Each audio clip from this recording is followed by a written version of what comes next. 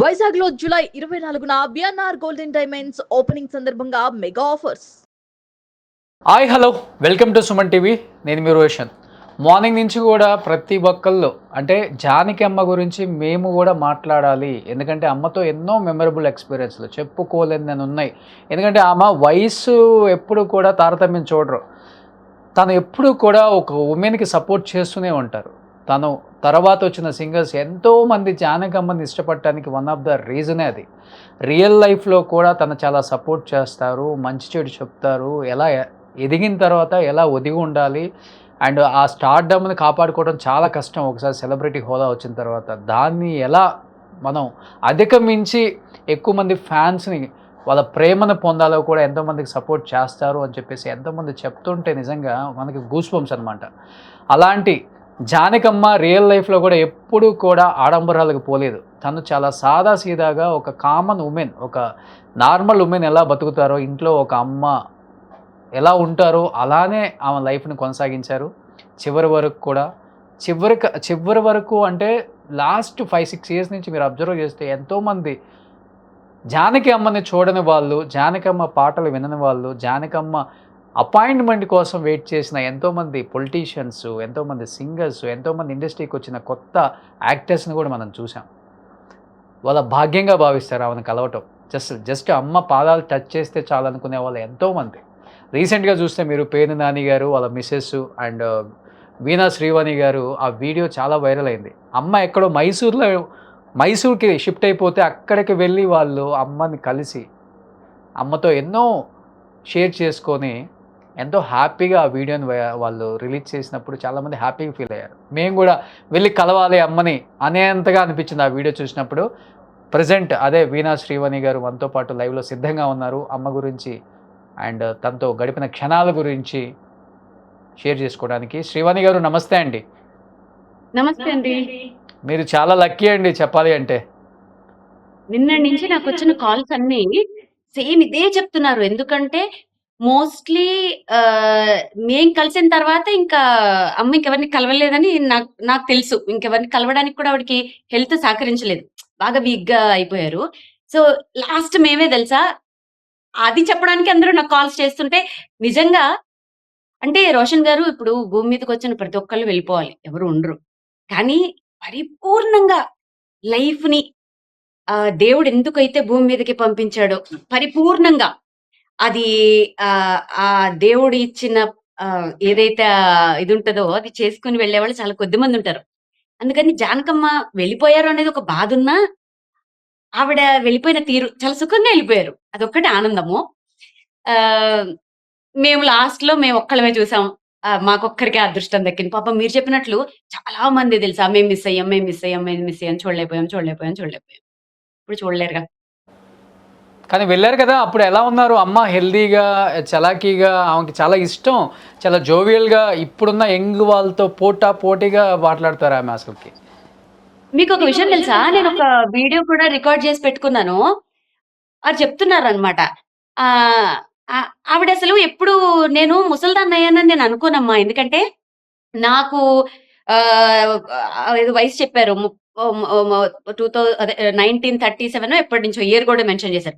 అప్పటినుంచి ఆవిడ 4 గోడల మధ్యలో నా రికార్డింగ్ స్టూడియోస్, నా పాటల్లోనే ఉండిపోయాను నేను. నాకు వయసు ఎప్పుడొచ్చిందో తెలియలేదు. కాబట్టి ఇప్పటికి నేను మీ అందరికంటే కూడా చిన్న పిల్లలాగా ఫీల్ అవుతాను. ఆవిడ మళ్ళీ ఎంత జోక్‌గా చూడండి. నేను మళ్ళీ అద్దంలో చూసుకుంటేనే నేను ముసలిదాన్నయ్యాను అనుకుంటాను అని చెప్పి నవ్వేస్తూ చంటి పిల్లలాగా ఆ వీడియో నేను తీసుకున్నాను తెలుసా ఇంకొకసారి చెప్పండి అని చెప్పి అది నిన్న చూసుకొని అసలు ఒక పక్క మురిసిపోయాను. ఒక పక్క నిజమే గదా అనిపిచ్చింది. ఎన్ని షేర్ చేసుకున్నారో ఎంత మెమరీ అండి. 88 ఇయర్స్ అంట. ఎన్ని షేర్ చేసుకున్నారంటే జోకులు మళ్ళీ ఆహ్, కదలనివ్వరే మమ్మల్ని. నువ్వుల లడ్డూలు పెట్టి, చీరలు పెట్టి, కాఫీ ఇచ్చి, పాపం ఇంకా ఆవిడ అలసిపోయారు, ఎక్కువ సేపు ఉన్నారని మేమే లేచొచ్చేసాం గానీ, కూర్చోండి వెళ్దురు అని ఎన్ని మాటలో అబ్బబ్బా! నిజంగా అదృష్టవంతులం మేము తెలుసా అండి. అవును, నేను ఒక వీడియోలో చూశాను, సునీత గారు పాటలు పాడుతూ ఉన్నారు, మీరు ఇంకొక వైపు కూర్చొని ఉన్నారు పాత వీడియోలో. అది 3 మంత్స్ బ్యాక్ ఇక్కడ హైదరాబాద్ హౌస్‌కెళ్ళినప్పుడు. హౌస్లో. సునీత గారు పాడేసిన తర్వాత జానకమ్మ జానకమ్మ గారికి వీణ ఉందక్కడ. ఆ వీణని ఎవరు ముట్టుకోలేదంట ఇప్పటి వరకు. "నువ్వు వాయించొచ్చు కదా!" అన్నారు. అయ్యో! తప్పకుండా అని చెప్పి అది కండిషన్‌లో లేదు యాక్చువల్‌గా. ఎక్కడ తీగ తెగిపోతుందో అని 3 శృతుల్లోనే పెట్టుకొని వాయించాను. ఆహ్, అసలు అదొక గ్రేట్ ఎక్స్‌పీరియన్స్. నేను జానకమ్మ ముందు వీణ వాయించనేమో అనుకున్నాను. వారే "వాయించు, ఆ వీణను శృతి చెయ్యి. చాలా రోజులైపోయింది వాయించు" అన్నారు. అస్సల అది చాలు. ఇంతకుముందు జానకమ్మ మీ వీణకు సంబంధించిన వీడియోలు చూసారండి శ్రీవాణి గారు? అప్పుడు చూసారా లేదా అనేది తెలీదు. దాని తర్వాత నుంచి బాగా చూసారు. మొన్న మైసూర్‌కెళ్ళినప్పుడైతే నన్ను ఆవిడ బ్లెస్ చేసిన విధానము, తర్వాత చాలా చూసారట. అంటే పక్కన ఉంటారు గదా! ఫ్యామిలీ మెంబర్స్ వాళ్ళు వారిని కేర్ టేక్ చేసేవాళ్ళు వాళ్ళు అంటారు. వాళ్ళు చూపిచ్చారు. అన్నీ చూసిన తర్వాత "నువ్వు సరస్వతి పుత్రురాలివమ్మా" అని చెప్పి నన్ను బ్లెస్ చేయడము అదంతా. నిజంగా బ్లెస్డ్ అండి. లెజెండ్స్ కదండీ వాళ్ళు. అంటే మనం ఉన్న తరంలో వాళ్ళున్నారు. నేను వాళ్ళని కలిసానని చెప్పుకోవడము, అదింకా వేరే వేరే వాళ్ళెవరికీ అది సాధ్యపడదు. ఎవరైతే కలిసారో వాళ్ళకి మాత్రమే సాధ్యపడతది అంతే. వాళ్ళంటే మనం అనుకుంటాం అమ్మో ఏజ్ అయిపోయింది వెళ్ళి డిస్టర్బ్ చేయటం ఎందుకనుకోని. కానీ ఒక్కసారి ఆమె మనకి వేవ్ లెంత్ ఈజీగా మ్యాచ్ అయిపోద్ది. ఆమె అంత ఎనర్జీ వచ్చేస్తది అసలు ఎక్కడ లేని ఎనర్జీ ఆమెకి. ఆవిడ చేతుల్లో ఎంత ప్రేమ చూపిస్తారో తెలుసా అండి? అసలిప్పుడు అంటే ఎంతమందిని చూసుంటారావిడ? ఏదో ఫోటోల కోసం వచ్చేవాళ్ళని ఆవిడకి పసిగడతారు. రీల్స్ కోసం వచ్చేవాళ్ళని ఆవిడ పసిగడతారు. ఆవిడ మీద ఎంత ప్రేమ ఉండేవాళ్ళని ఆవిడ పసిగడతారు. ఆవిడ పసిగట్టి ఆవిడ చేతుల్లో ప్రేమ తెలుస్తుంది తెలుసా అండి మనతో పట్టుకునే విధానంలో? కరెక్ట్‌గా అబ్జర్వ్ చేసే వాళ్ళకి తెలుస్తుంది. ఎంతమందిని చూసుంటుంది ఆవిడ లెజెండ్ ఆవిడ. సో, అవును. ఎంత ప్రేమ చూపిస్తారో చక్కగా అసలు చాలా పెద్ద హౌస్ అందరికి తెలిసిందే. కొంచెం దూరంగా ఉన్నప్పటికి కూడా. అంటే కొడుకు మెమరీస్ అన్నీ కూడా ఆ ఇంట్లో చాలా ఉన్నాయి.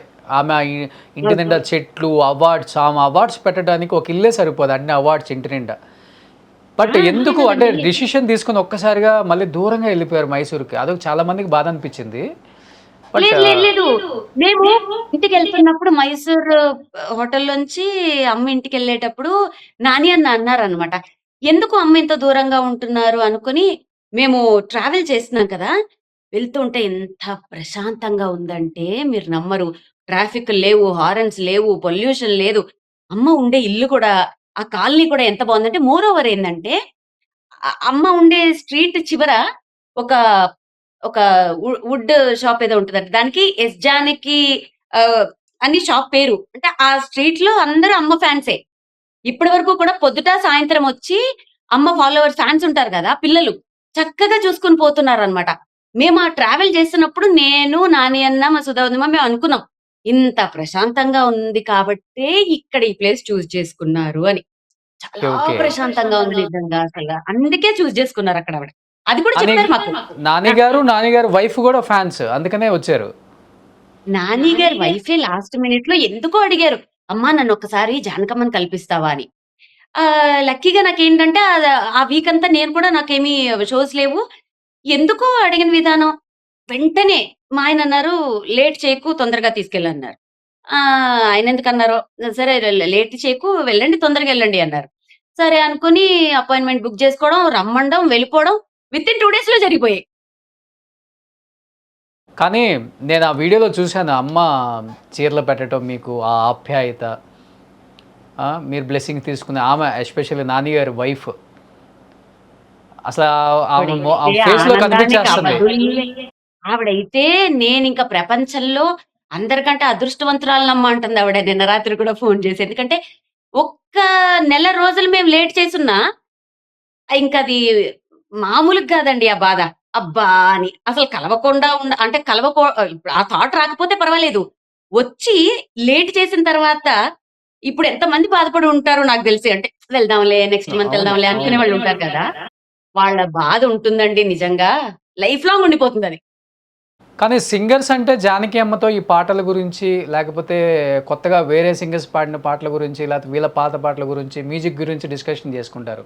ఎస్పెషల్లీ మీలాంటి వాళ్ళు లేకపోతే పొలిటికల్ లీడర్స్ లైక్ నాని గారు, వాళ్ళ వైఫ్ ఇలాంటి వాళ్ళు వచ్చినప్పుడు కుటుంబాలకు సంబంధించి, బాధ్యతలకు సంబంధించి, ఆప్యాయత ఎలాంటి డిస్కషన్ ఎక్కువ చేయడానికి ఇష్టపడుతుంటారు? కుటుంబాలు, బాధ్యతలు ఆవిడ అసలేమేం మాట్లాడరండి. ఎంతసేపు ఆవిడ జర్నీ గురించి మనం ఏదో మాట్లాడతాం గదా! అలా జర్నీ గురించి అంటే 'పీబీ శ్రీనివాస్' గారితోటి ఇంకొకళ్ళెవరో చెప్పారు. వాళ్ళతోటి ఆహ్, ఆహ్, ఆ జోకులు ఎలా ఉండేవి?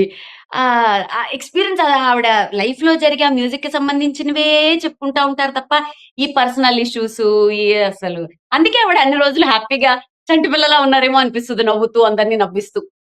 మీరు గలగల మాట్లాడతారు. జానకమ్మ గలగల మాట్లాడతారు. అసలు జానకమ్మ ముందు మనకు మాట్లాడడానికి ఛాన్సే ఉండదు.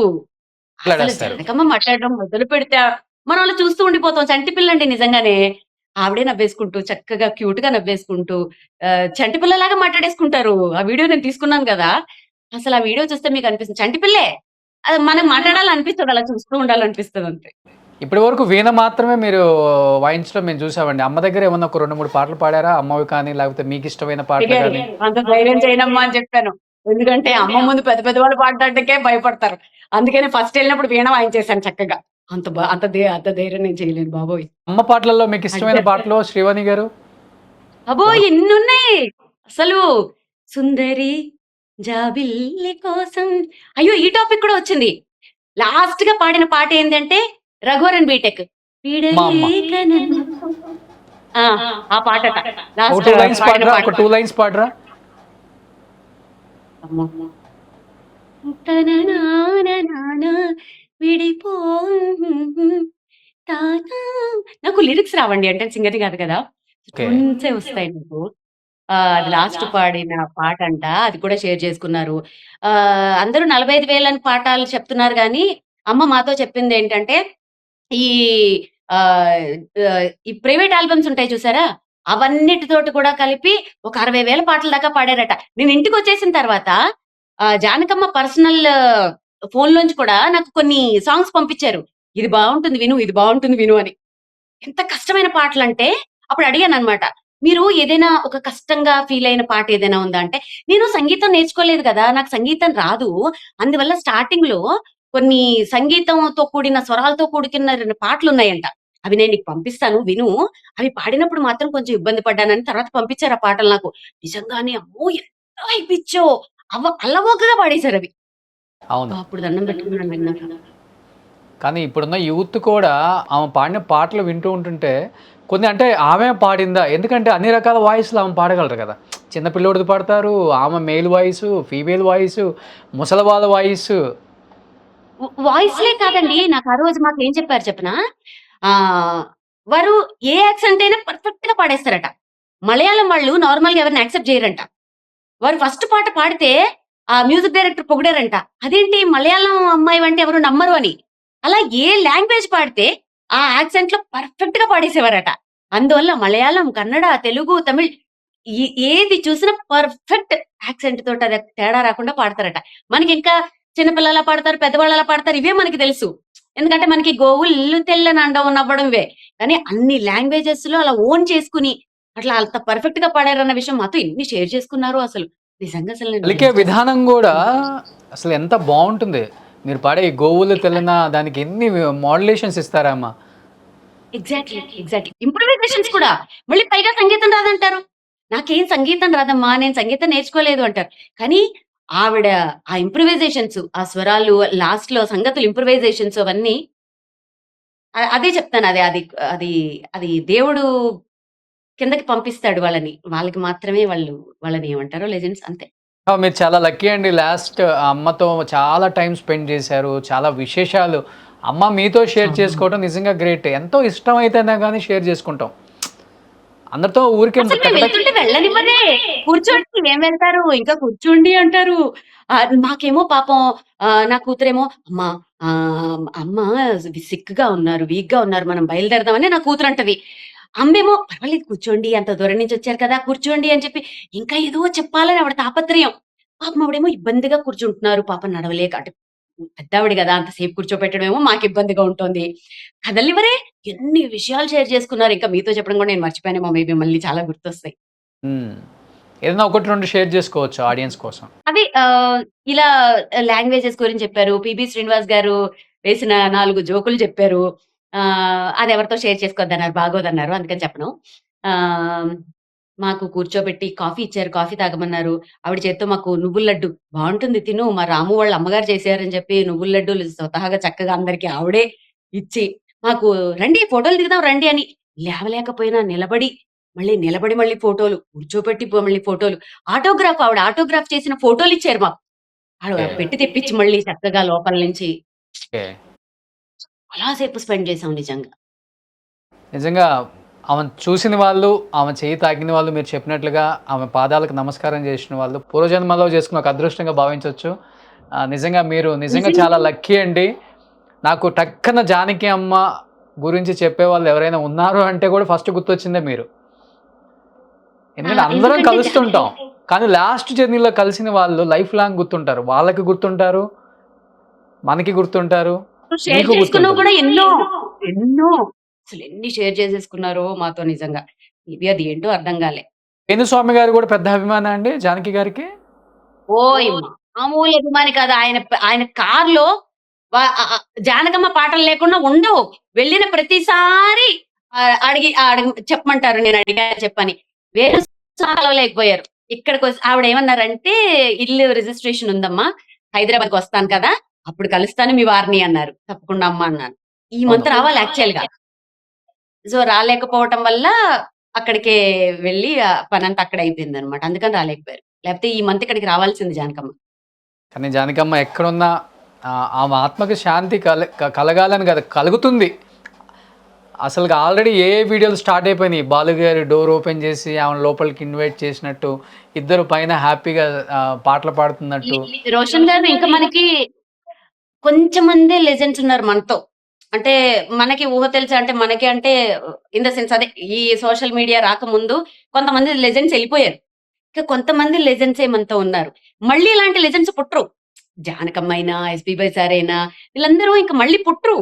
పుట్టినా అంత హ్యూజ్‌గా అన్ని వేల పాటలు, అంత చరిత్ర సృష్టించడం అనేది జరగని పని. ఇంపాసిబుల్. కాబట్టి ఆ లెజెండ్స్ ఎవరైతే ఉన్నారో వాళ్ళు ఉన్న టైంలో మనం ఉన్నందుకు, కొంతమంది లెజెండ్స్‌ని మనం కలిసినందుకు అది అదృష్టం. అందరిని కలవలేము.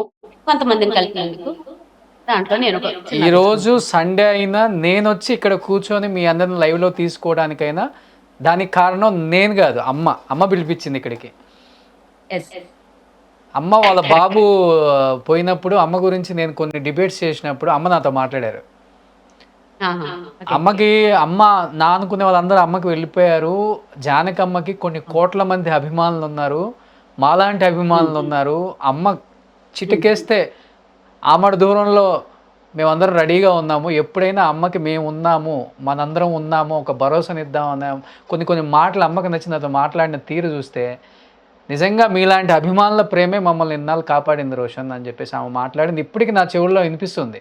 రీసెంట్గానండి మీరు చెప్పారు కదా, మీరు వెళ్ళొచ్చిన తర్వాత నేను ఒక మెసేజ్ చేశాను. అమ్మ చాలా హ్యాపీగా ఉంది, మీ వీడియో చూశాను, వీళ్ళందరూ వచ్చింది, నేను ఎందుకనో మళ్ళీ కలవాలనుకుంటున్నాను అంటే, నేను ఇప్పుడు రిలేటివ్స్ టూర్కి వెళ్తున్నాను నాన్న, ఒక 1 వీక్ 10 డేస్ అయిపోయిన తర్వాత రిటర్న్ వచ్చేస్తాను, మళ్ళీ నువ్వు వద్దు కానని చెప్పి మెసేజ్ పెట్టారు. అంతే. కాల్లో మాట్లాడారు. ఇంకా మేబీ ఆ అంతే. ట్రావెల్స్ వల్ల కూడా ఎక్కువ టైర్డ్ అయిపోయారు మెయిన్. కొన్ని ఎన్నో ప్రయాణాల వల్ల టైర్డ్ అయిపోవడం. అవును.